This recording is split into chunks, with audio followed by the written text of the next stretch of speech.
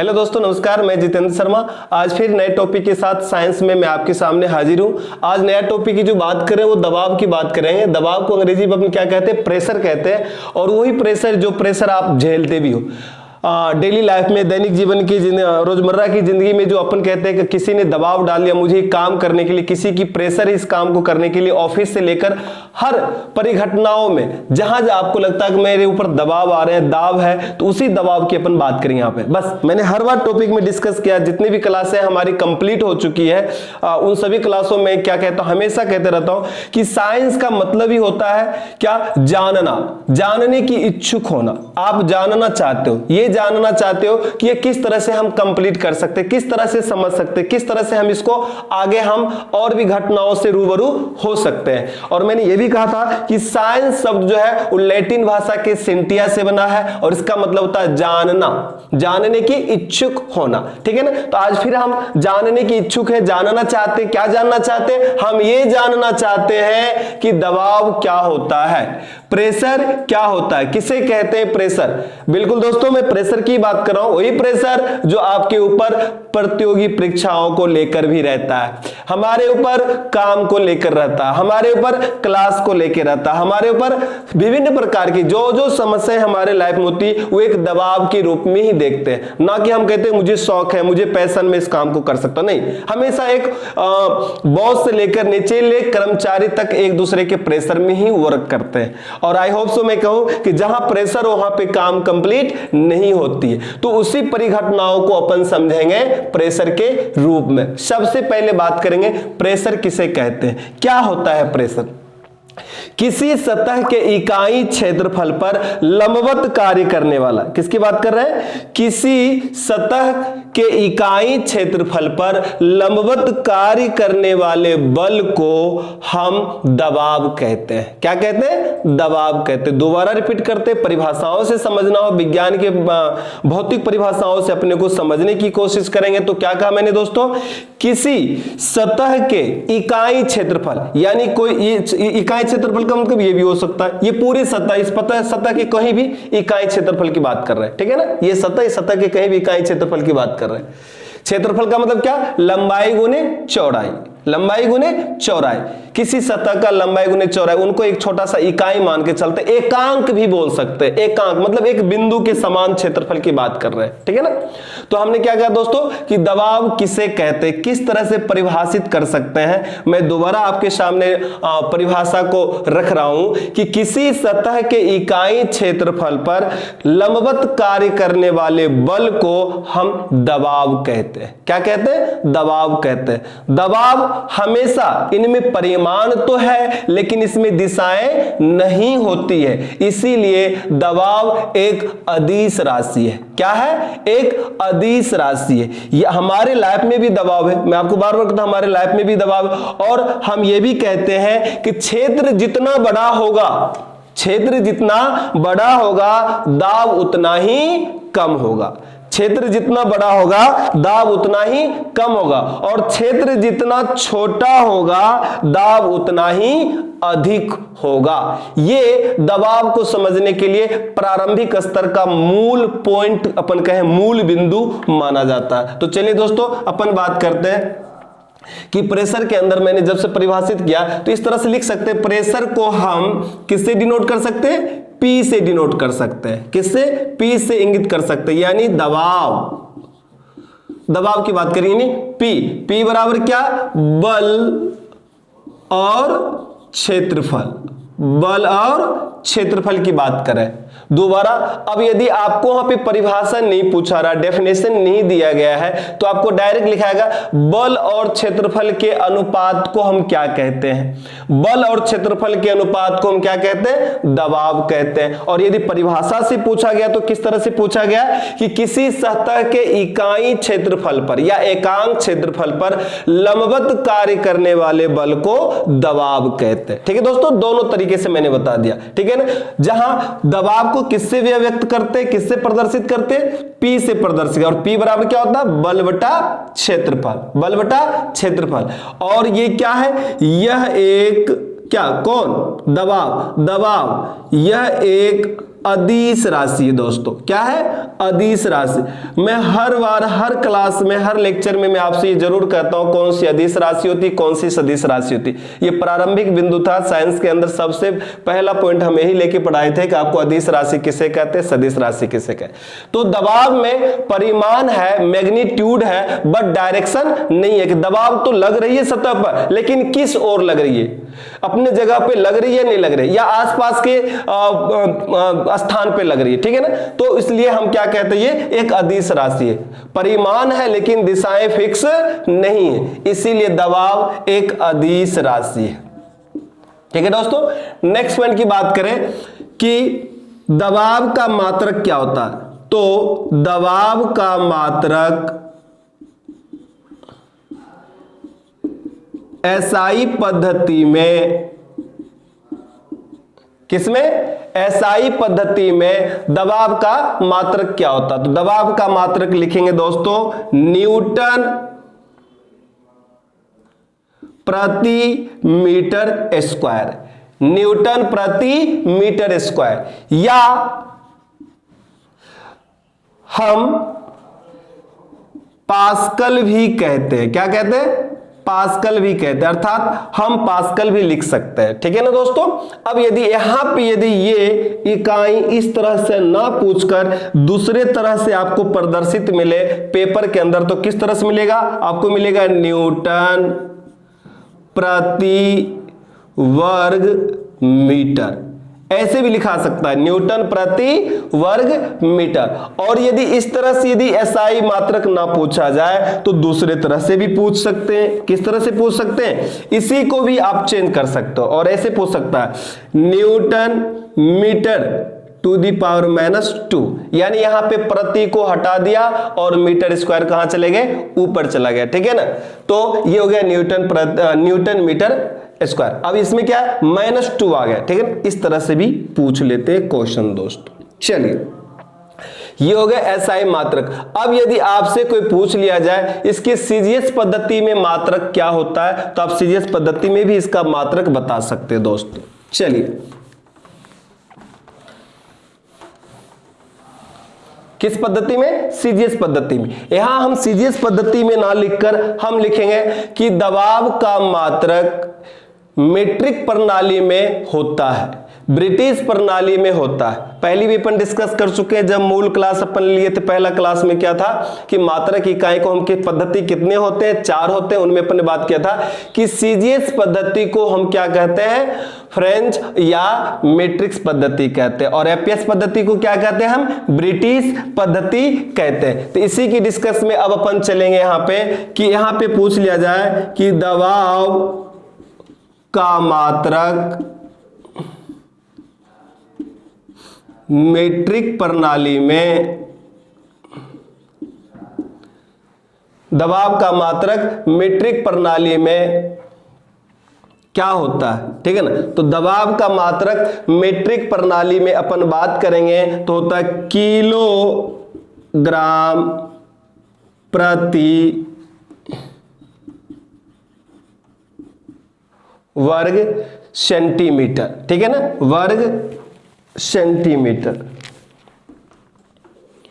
Kilogram प्रति वर्ग centimetre. और यदि इस तरह से लिखा हुआ नहीं होगा तो आपको किस तरह से लिख सकते हैं? या करके केजी प्रति सेंटीमीटर का स्क्वायर। यदि इस तरह से भी यदि लिखा हुआ नहीं हो सकता, आपके पास वहां पे ऑप्शन नहीं मिले कि दबाव का मात्रक मीट्रिक प्रणाली में होता है, क्या होता है? तो किलोग्राम प्रति वर्ग सेंटीमीटर, ये नहीं ऑप्शन है तो क्या होगा? केजी प्रति सेंटीमीटर स्क्वायर। और यदि ये नहीं है तो आपको वहां पे होगा KG metre to the power में सेंटीमीटर टू दी पावर -2। इस तरह से आपको मिल जाएगा। ठीक है दोस्तों? चलिए, अब अपन बात करते हैं दबाव का मात्रक। किसका मात्रक? दबाव का मात्रक ब्रिटिश प्रणाली में। किस प्रणाली में? ब्रिटिश प्रणाली में दबाव का मात्रक होता है ब्रिटिश प्रणाली में। ब्रिटिश प्रणाली में क्या लिख सकते हैं दोस्तों? जिसे हम क्या कहते हैं? एफपीएस पद्धति। क्या कहते हैं? एफपीएस पद्धति की बात करते हैं। उसमें इसकी यदि मात्रक पूछा जाए तो क्या लिखेंगे? तो लिखेंगे पाउंड प्रति वर्ग इंच। क्या लिखेंगे? पाउंड प्रति वर्ग इंच की बात करेंगे। ये हो गया दबाव का मात्रक ब्रिटिश प्रणाली में। चलिए, इस तरह से हमने देखा कि एसआई पद्धति में मात्रक क्या होता है, मैट्रिक्स पद्धति में मात्रक क्या होता है, और ब्रिटिश पद्धति में मात्रक क्या होता है, यानी सीजीएस, एफपीएस और एसआई की तीनों की अपन ने बात कर ली। चलिए दोस्तों, अब अपन बात करेंगे यहाँ पे कुछ मूल पॉइंट हैं, जो कुछ मूल संबंध है दबाव के बीच में, उसको अपन यहाँ पे बात करेंगे।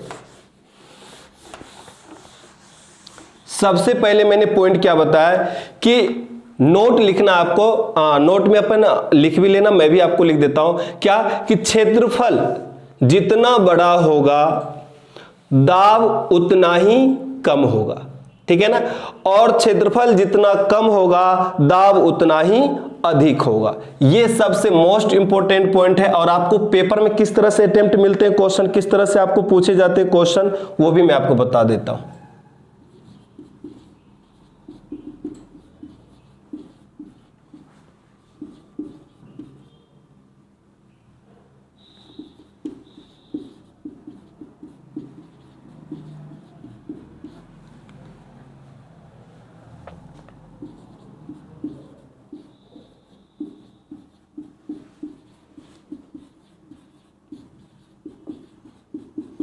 क्षेत्रफल जितना बड़ा होगा दाब उतना ही कम होगा, और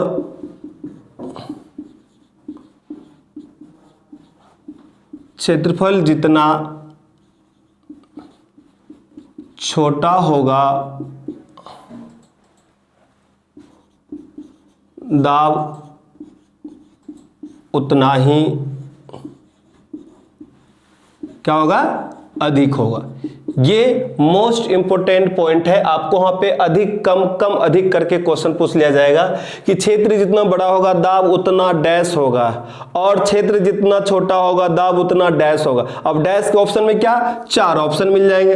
यहां पे ऑप्शन मिलेगा अधिक, कम, कम, अधिक।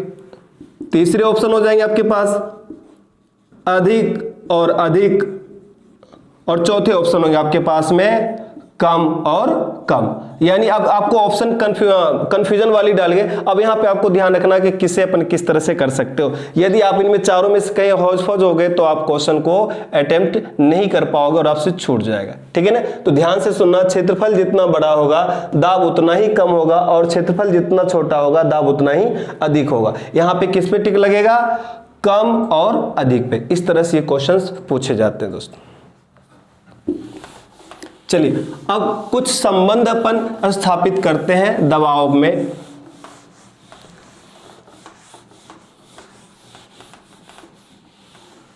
फॉर एग्जाम्पल की बात किया जाए, आपसे यहां पूछ लिया जाए कि 1 न्यूटन मीटर स्क्वायर बराबर क्या होता है, तो आपको क्या बताना है, 1 न्यूटन मीटर स्क्वायर बराबर टू द पावर -2 बराबर होता है 1 पास्कल। क्या होता है, 1 पास्कल होते हैं। या इस तरह से भी पूछ लिया जाता है 1 न्यूटन प्रति मीटर स्क्वायर बराबर क्या होता है, तो भी लिख सकते हो 1 पास्कल। इस तरह से क्वेश्चंस पूछ लिए जाए।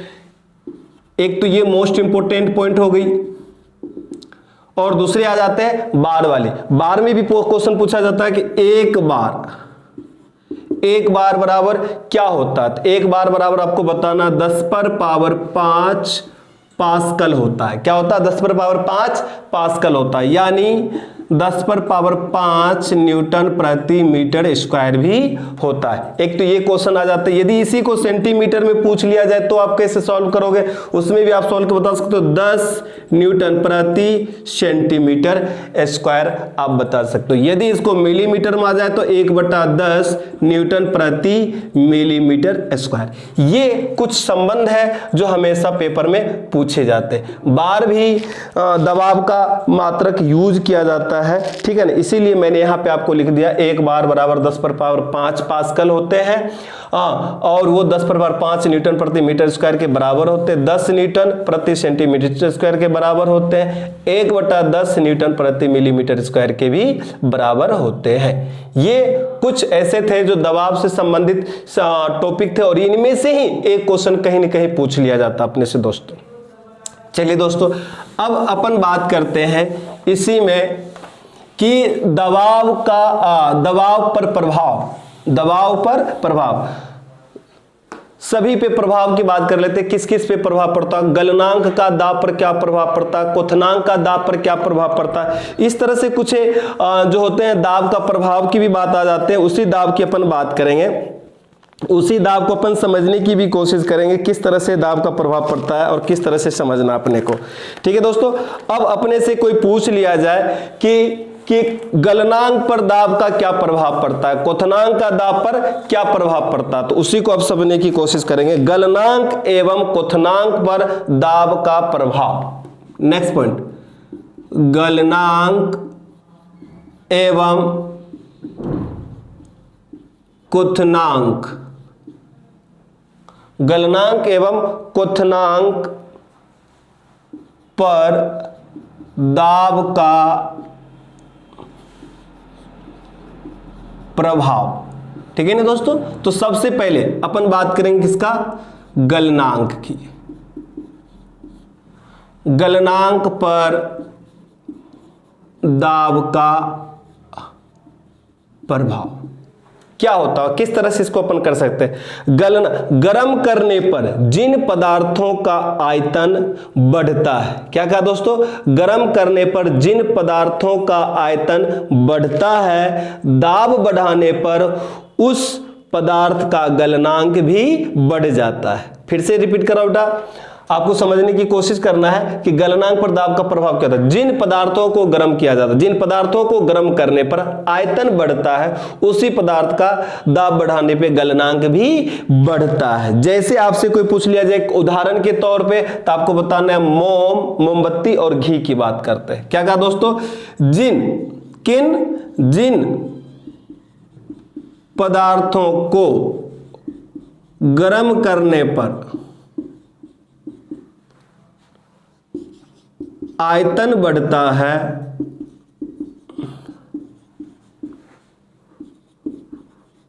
उसी पदार्थ पर दाब बढ़ाने से गलनांक भी क्या होता है दोस्तों, बढ़ता है। जैसे कि बात कर लिया अपन ने मोम और घी, मोम और घी की बात। अब जस्ट उल्टा कर दो इसको, दूसरी डेफिनेशन स्टार्ट हो जाएगी। जिन पदार्थों को गर्म करने पर पदार्थों का आयतन घटता है, क्या कहा दोस्तों, जिन पदार्थों को गर्म करने पर आयतन घटता है, दाब बढ़ाने पर उनका गलनांक भी कम हो जाता है। सिंपल सी वर्ड, क्या, जिन पदार्थों को गर्म करने पर आयतन, अब यहां पे क्या हो जाएगा, दूसरा पॉइंट है घटता है, उसी पदार्थ पर दाब बढ़ाने से उन गलनांक भी क्या हो जाएगा, वो भी घटता है। ऐसे उदाहरण कौन कौन से, ऐसे उदाहरण की बात करेंगे। सबसे मोस्ट उदाहरण जो है वो उदाहरण है नंबर 1 में बर्फ की बात करेंगे, ढलवां लोहा की बात करेंगे, विस्मित की बात करेंगे। कुछ ऐसे हैं उदाहरण जो इस प्रकार के प्रभाव को देखते हैं। गलनांक पर दाब का प्रभाव की बात कर ली। अब बात करेंगे, अब बात करेंगे क्वथनांक की। किसकी बात करेंगे, क्वथनांक। क्वथनांक पर दाब का प्रभाव, इसको भी समझना, बॉइलिंग कहते हैं, बॉइलिंग पॉइंट की बात आती है। इसको किस तरह समझते हैं, इसी भी सभी द्रवों का क्वथनांक, किसका, सभी द्रवों का क्वथनांक उनकी खुली सतह पर दाब बढ़ाने से बढ़ जाता है। क्या कहा दोस्तों मैंने, कि सभी द्रवों का क्वथनांक उनकी खुली सतह पर दाब बढ़ाने से बढ़ जाता है। जैसे साधारण वायुमंडलीय दाब पर पानी का क्वथनांक 100 डिग्री सेल्सियस होता है, लेकिन यदि हम दाब दोगुना कर देते हैं तो वो पानी का जो अब क्वथनांक हो जाएगा वो हो जाएगा लगभग 125 डिग्री सेल्सियस। कितना हो जाएगा दोस्तों? लगभग 125 डिग्री सेल्सियस। फिर से दोबारा रिपीट कर रहा हूं दोस्तों, मैं क्या कहा आपसे? मैंने ये कहा कि सभी द्रवों का जो क्वथनांक होता है उनकी खुली सतह पर दाब बढ़ाने से बढ़ जाता है, दाब बढ़ाने से बढ़ जाता है। जैसे अपन ने बात किया कि साधारण वायुमंडलीय दाब पर पानी का क्वथनांक 100 डिग्री सेल्सियस होता है। कितना होता है? 100 डिग्री सेल्सियस होता है, लेकिन जैसे ही यदि हम दाब को दोगुना कर देते हैं तो पानी का क्वथनांक अर्थात जल का क्वथनांक लगभग 125 डिग्री सेल्सियस हो जाता है। ठीक है दोस्तों, मैं यहां लिख भी देता हूं।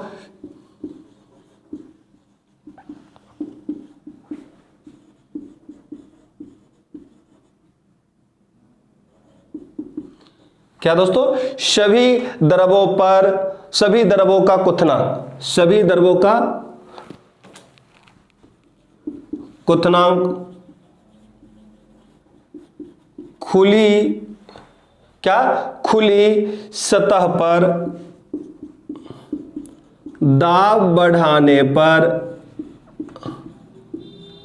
बढ़ जाता है, दाब बढ़ाने पर बढ़ जाता है। जैसे क्या कहा मैंने? साधारण वायुमंडलीय दाब पर जल का क्वथनांक कितना होता? 100 डिग्री सेल्सियस होता, लेकिन जैसे ही मैं दाब को यदि दोगुना कर देता हूं तो वहां पे पानी जल का क्वथनांक क्या हो जाएगा? लगभग 125 डिग्री सेल्सियस हो जाता है। ठीक है ना? तो साधारण वायुमंडलीय दाब पर जल का क्वथनांक कितना होता? 100 डिग्री सेल्सियस होता है, लेकिन जैसे ही इस पर अपन क्या बढ़ा दिए? दाब बढ़ा देते हैं। जैसे ही दाब बढ़ा देते हैं तो ये 100 डिग्री सेल्सियस कितना बढ़ाते? दाब को 2 गुना कर देते। कितना करते? को 2 गुना कर देते हैं। जैसे ही 2 गुना करेंगे तो दाब बढ़ाने पर जो जल का क्वथनांक हो जाएगा वो कितना हो जाएगा? लगभग 125 डिग्री सेल्सियस हो जाता है। क्या हो जाता है दोस्तों? लगभग 125 डिग्री सेल्सियस हो जाती। ये सबसे मोस्ट इंपोर्टेंट माने जाते हैं। ये भी क्वेश्चंस पेपर में हर बार पूछे जाते हैं। आपसे तरीके से क्वेश्चंस पूछे जाएंगे कि होता क्या है, किस तरह समझना है। आपको आसानी से समझना है इस बात को कि जैसे ही अपन क्वथनांक की बात करेंगे तो क्वथनांक के सभी द्रवों का क्वथनांक खुली सतह पर दाब बढ़ाने पर बढ़ जाती है। तो यहाँ आपके ऑप्शन आ जाएगा बढ़ जाती है कि घट जाती है कि अपरिवर्तित रहती है या इनमें से कोई नहीं। तो आपको टिक लगाना है इस पर बढ़ जाती है। यदि आपसे पूछ लिया जाता साधारण वायुमंडलीय दाब पर जल का क्वथनांक 100 डिग्री सेल्सियस है और यदि दाब को 2 गुना कर दिया जाए तो जल का क्वथनांक कितना हो जाएगा? ऑप्शन मिलेगा आपको वहां पे 200 degree Celsius, 500 degree Celsius, 125 degree Celsius, 110 degree Celsius. तो आपको वहां पे टिक लगाना है 125 डिग्री सेल्सियस। चलिए दोस्तों,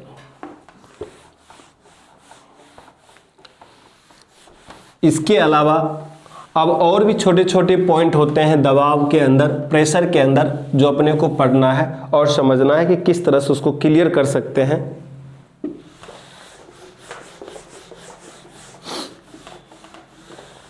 सबसे पहला पॉइंट आता है यहां पे,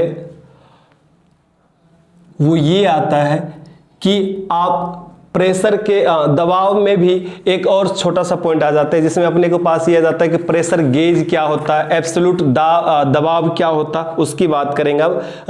किसकी? एब्सोल्यूट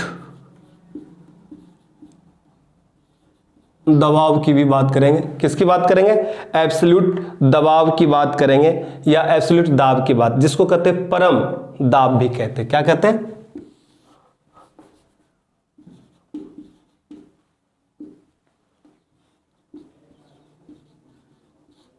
परम दाब।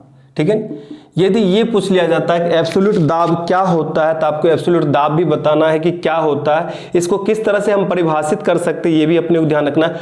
शून्य दाब से, किसकी? शून्य दाब से ऊपर मापा गया दाब, शून्य दाब से ऊपर मापा गया दाब क्या कहलाता है? एब्सोल्यूट दाब कहलाता है। इसे हम परम दाब भी कहते हैं। आपसे पूछ लिया जाएगा परम दाब किसे कहते हैं, तो क्या बताएंगे कि शून्य दाब से, यहां है शून्य दाब, शून्य दाब से ऊपर मापा गया दाब क्या कहलाता है? परम दाब कहलाता है, या एब्सोल्यूट दाब भी कहते हैं। क्या कहते हैं? एब्सोल्यूट दाब भी कहते हैं। अब बात करेंगे इसी में कि मापे किससे जाते हैं, कौन सा मापी यंत्र है, ठीक है ना। तो यहां पे सबसे बात करेंगे बैरोमीटर की। किसकी? बैरोमीटर। किसकी बात करें? बैरोमीटर। ये क्या है? वायुमंडलीय दबाव मापने के लिए बैरोमीटर मापी यंत्र का प्रयोग किया जाता है। मौसम की भविष्यवाणी भी करना हो तो हम बैरोमीटर का प्रयोग करते हैं। यदि हमें पहाड़ी या खदानों की भी गहराई मापना हो तो हम बैरोमीटर का प्रयोग करते हैं। ठीक है दोस्तों, तो इस तरह से बैरोमीटर के बारे में मैंने बताया। बैरोमीटर क्या है? एक प्रकार का मापी यंत्र है। क्या है? मापी यंत्र है जिसकी सहायता से हम क्या क्या माप सकते हैं? हम वायुमंडलीय दबाव भी माप सकते हैं, मौसम की भविष्यवाणी भी कर सकते हैं, और साथ ही साथ हम पहाड़ी और खदानों की भी गहराई माप सकते हैं। किसकी सहायता से? बैरोमीटर की सहायता से। अब कुछ नियम भी आ जाते हैं। अभी अपन ने बात किया था कि एसआई मात्रक होता है न्यूटन प्रति मीटर स्क्वायर या पास्कल। क्या होता है? पास्कल। पास्कल हम क्यों बोलते हैं? क्या कारण है कि उनका मात्रक पास्कल भी है? ब्लेज पास्कल एक वैज्ञानिक थे। उन्होंने द्रव के विस्तृत अध्ययन किया था, द्रव के गुणों का विस्तृत अध्ययन किया था, इसीलिए उनके सम्मान में हम न्यूटन प्रति मीटर स्क्वायर के बराबर हम पास्कल भी मानकर चलते। उन्हीं के सम्मान में हम पास्कल भी मात्रक रखते हैं। अब पास्कल ने भी नियम दिया। पास्कल के भी दो नियम है। मैं ओरल बात करूं तो सिर्फ पास्कल के नियम की बात करेंगे कि पास्कल ने क्या कहा था। कभी कभी पूछ लिया जाता कि ये नियम है किसके? पास्कल के नियम है, चार्ल्स के नियम है, ठीक है ना, या स्टीफन्स के नियम है, या बॉयल्स के नियम है, या जूल के नियम है। आप वहां कंफ्यूजन हो जाते हो कि किसने किसके लिए नियम प्रतिपादित किया। तो सबसे पहले मैं आपको नियम भी बता देता हूं कि दबाव के लिए जो है अपना पास्कल ने कौन से नियम को प्रतिपादित किया, कौन सा नियम दिया उन्होंने। तो हम यहां पे क्या लिखेंगे? पास्कल का नियम। दबाव के लिए पास्कल का नियम दिया। उन्होंने क्या नियम दिया? उन्होंने क्या कहा इसके लिए? उन्होंने कहा कि इस नियम के अनुसार, पास्कल के नियम के अनुसार, इस नियम के अनुसार प्रत्येक द्रव्य सभी दिशाओं में बराबर दबाव डालता है। क्या कहा? कि इस नियम के अनुसार प्रत्येक द्रव्य सभी दिशाओं में बराबर दबाव डालता है। इसे ही पास्कल का नियम कहते हैं। सभी दिशाओं में द्रव के द्वारा बराबर दबाव डालता है, उसे क्या कहते हैं? पास्कल का नियम कहते हैं। तो क्या लिखेंगे? इस नियम के अनुसार, किसके? इस नियम के अनुसार प्रत्येक द्रव, क्या? प्रत्येक द्रव सभी दिशाओं में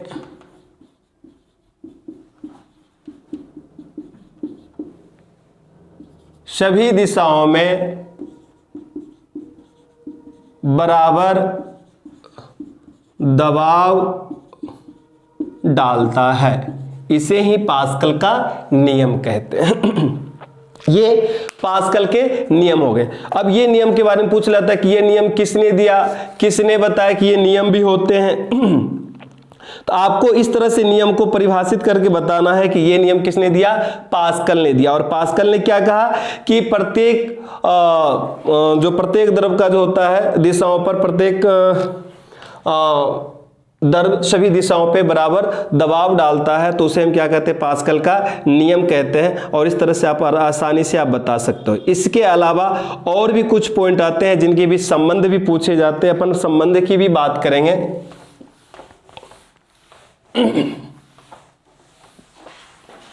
वो संबंध क्या है और किसके बीच में, प्रेशर के बीच जो संबंध, वो ताप संबंध की बात करेंगे। किसके बीच में, संबंध, ताप, दाब, ताप और आयतन, दाब, ताप और आयतन, दाब और ताप और आयतन के बीच में क्या है, संबंध स्थापित करेंगे। ठीक है ना, के बीच संबंध किसके द्वारा, तो आदर्श गैस समीकरण के द्वारा स्थापित करेंगे।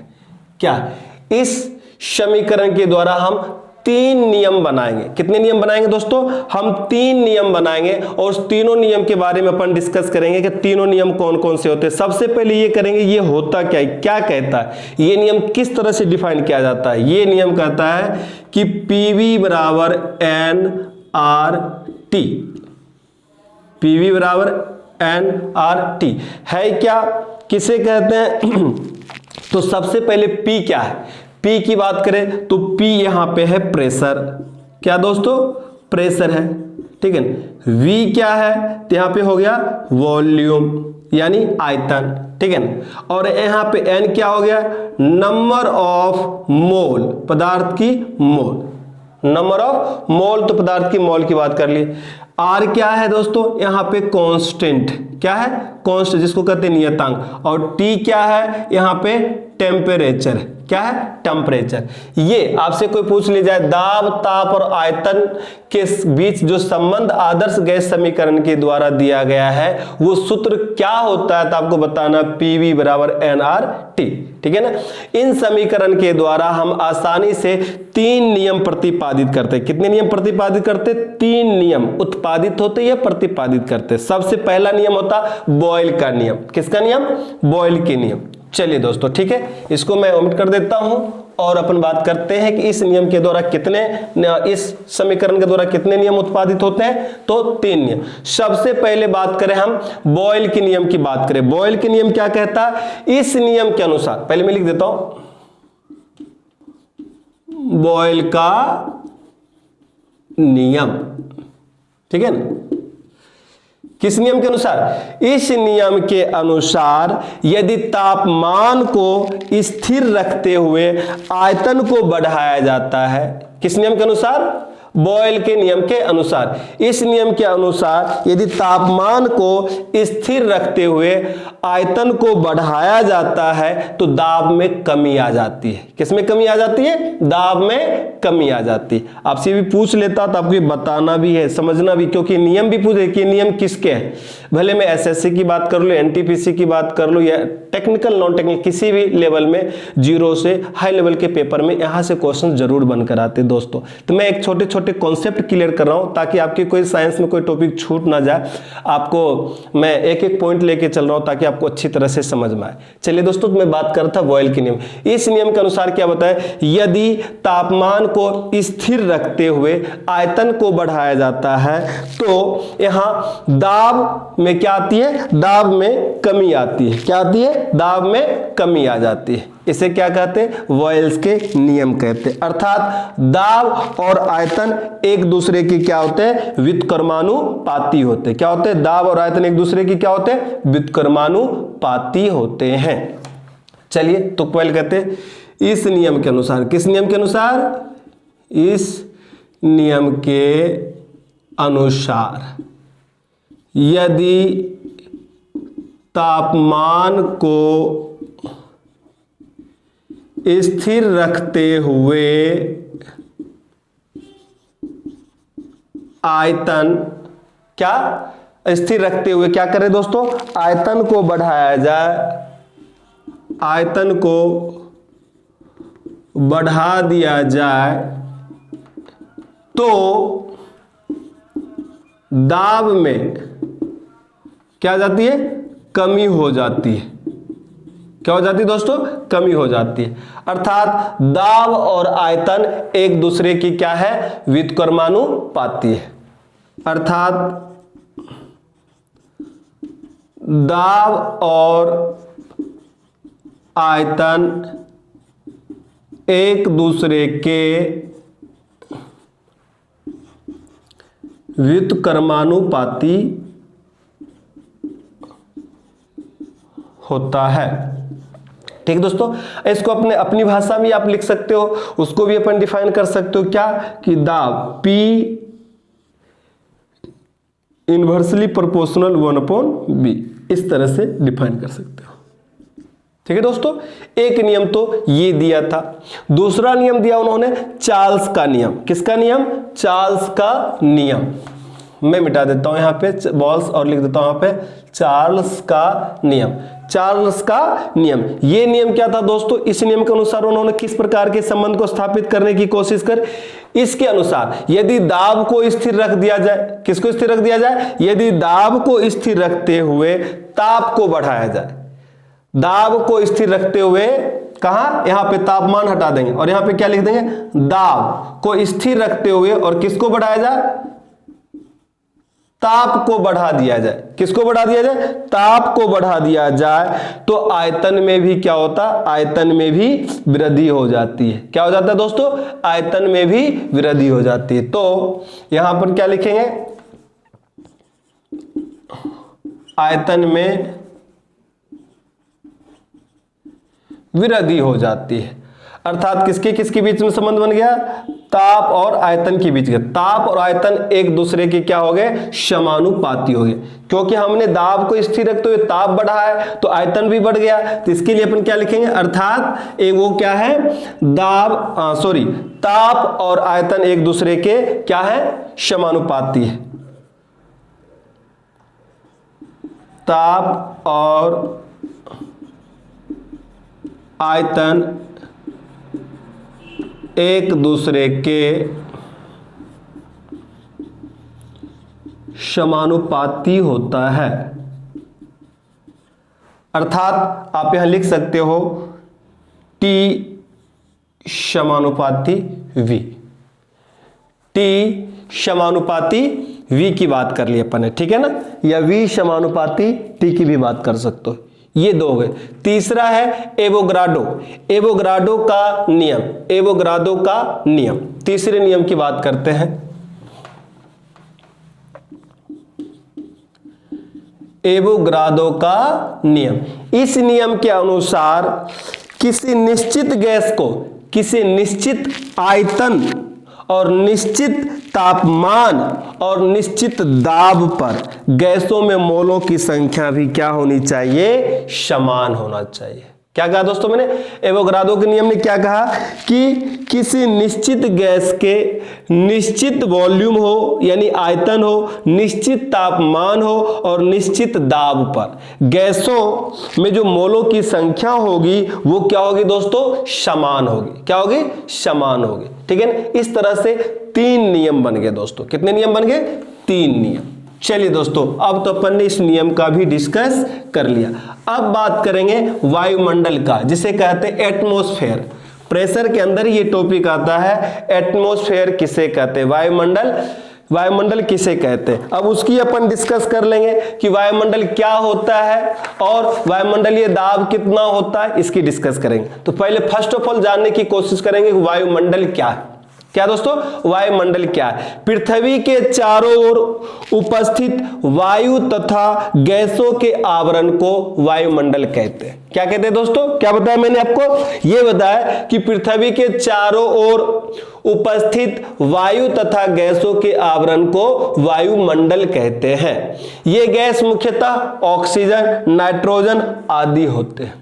ठीक है ना, ये क्या कहलाए अपने, वायुमंडल कहलाते हैं। अब अपन बात करेंगे वायुमंडलीय दबाव की बात करें, वायुमंडलीय दाब की बात करेंगे, एटमॉस्फेरिक प्रेशर की बात करेंगे। वायुमंडलीय का दाब यानी एटमॉस्फेरिक प्रेशर की बात करें। वायुमंडल में वायु की अलग अलग परतें अपने ऊपर वाली परतों का दाब सहन करते हैं। क्या करते हैं? दाब सहन करते हैं। इसी को वायुमंडलीय का दाब कहते हैं या वायुमंडलीय दाब कहते हैं।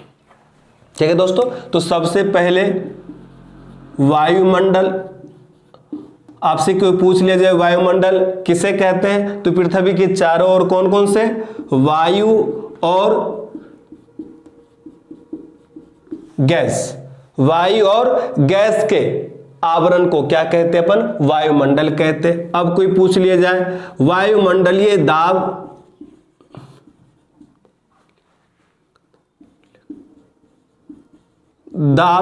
तो आपको यह भी बताना है कि वायुमंडलीय का दाब किसे कहते हैं? किसे कहते हैं? वायुमंडल में वायु की अलग अलग परतें अपनी ऊपरी सतह, अपनी ऊपरी वाली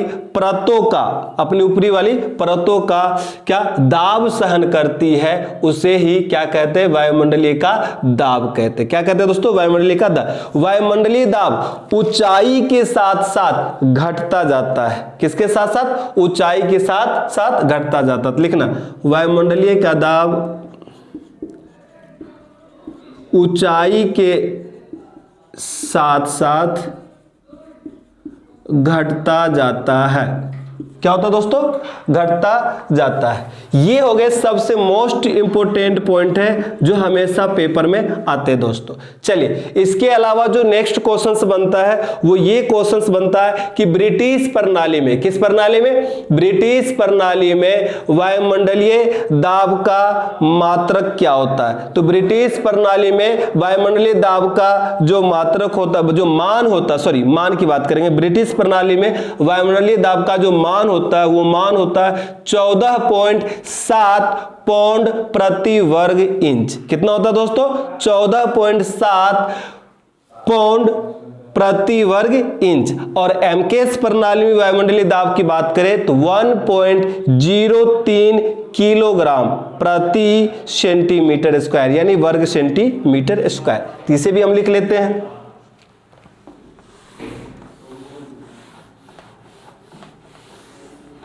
क्या लिखेंगे दोस्तों? लिखेंगे वायुमंडलीय दाब का मान,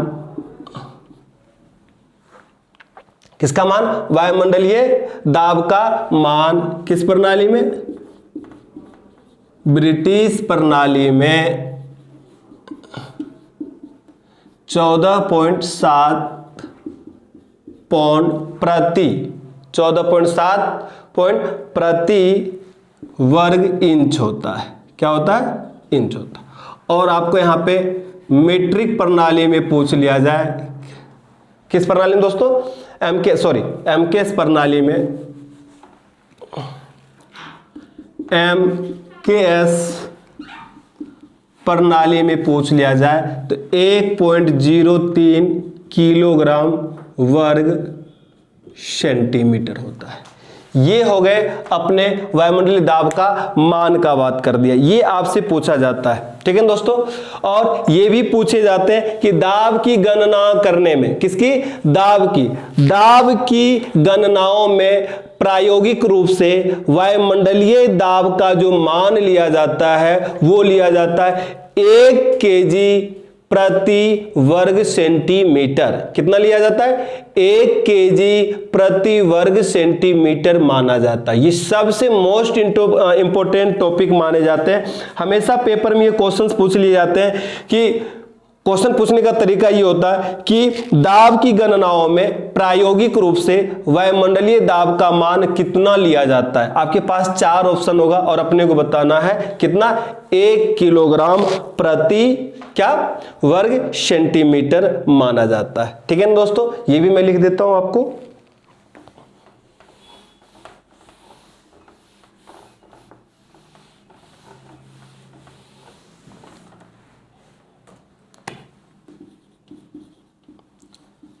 दाब की गणनाओं में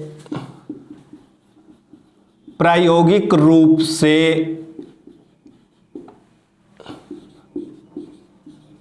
वायुमंडलीय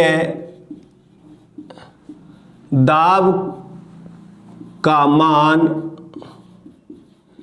1 केजी प्रति वर्ग सेंटीमीटर माना जाता है। क्या होता है? माना जाता है, माना जाता है। सबसे मोस्ट इंपोर्टेंट टॉपिक है ये, और ये हमेशा इसी प्रकार के क्वेश्चंस पूछे जाते हैं कि किस प्रकार से मापे जाते हैं। तो आपको बताना है 1 केजी वर्ग सेंटीमीटर माना जाता है।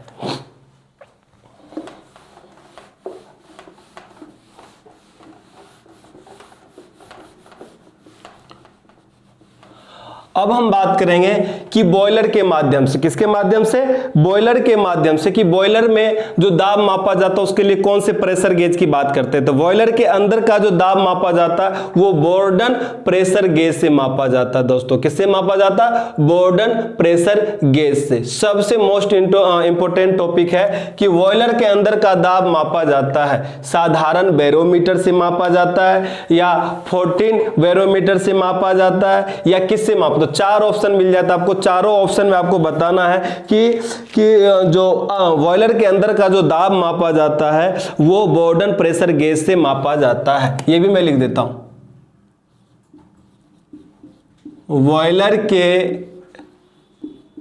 अंदर का क्या? बॉयलर के अंदर का दाब बोर्डन प्रेशर गेज, क्या दोस्तों?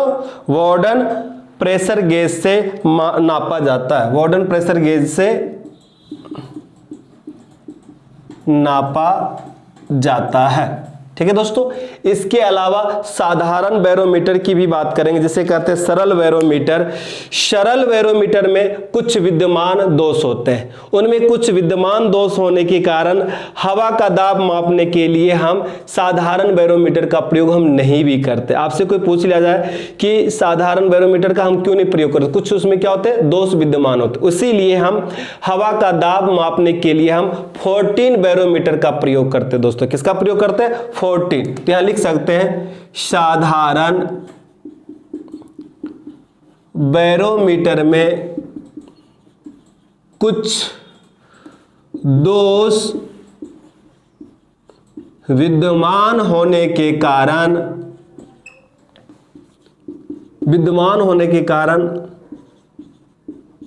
किसके कारण? विद्यमान होने के कारण हवा का दाब मापने के लिए 14 प्रेशर गेज का प्रयोग किया जाता है। क्या क्या दोस्तों? का प्रयोग किया जाता है। सबसे ही महत्वपूर्ण पॉइंट है, इस पॉइंट को भी आपको नोट करना है। सबसे शानदार पॉइंट है। ये पॉइंट से भी संबंधित हर प्रकार के क्वेश्चंस आ जाते हैं और आपको ये ध्यान में रखना होता है दोस्तों। इसके अलावा और सब जो एक और अभी आपके पास आती है वो ये आती है कि भाई हम बार क्या है? बार किसे कहते हैं? बार को हम किस तरह से डिफाइन करते हैं? तो समुद्र तल पर यदि बात करें तो समुद्र तल पर बैरोमीटर में पारे के स्तंभ की ऊंचाई की भी बात कर लेंगे, उनमें भी ऊंचाई कितना होता है उसकी भी बात कर लेंगे। और नॉर्मली जो बैरोमीटर अपन वायु दाब मापने के लिए जो प्रयोग करते हैं बैरोमीटर, उनमें किस प्रकार का पदार्थ भरा होता उसकी भी अपन डिस्कस कर लेंगे। ठीक है ना।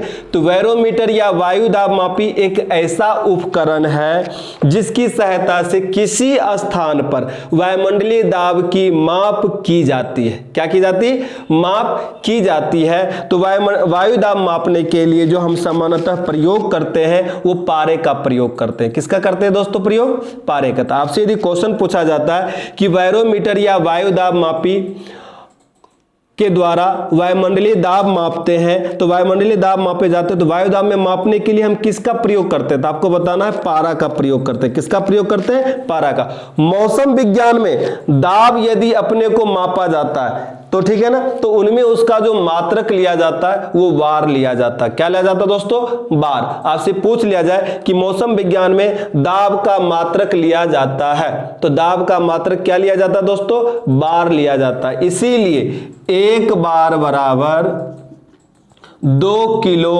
पास्कल होता है। कितना होता है दोस्तों? 2 किलो पास्कल होता है। ये भी क्वेश्चन हमेशा पूछ लिए जाते हैं दोस्तों। तो आज हमारे टॉपिक इनमें से कंप्लीट हो गया और इन्हीं में से बार बार जो क्वेश्चन पूछे जाते हैं उस क्वेश्चन को भी मैंने एक एक करके कॉन्सेप्ट क्लियर कर दिया आपको। आई होप सो दोस्तों कि इस टॉपिक आपके लिए ज्यादा ही लाभप्रद हो। आज के लिए इतना ही काफी है, फिर नेक्स्ट सेशन में अपन मिलेंगे दोस्तों।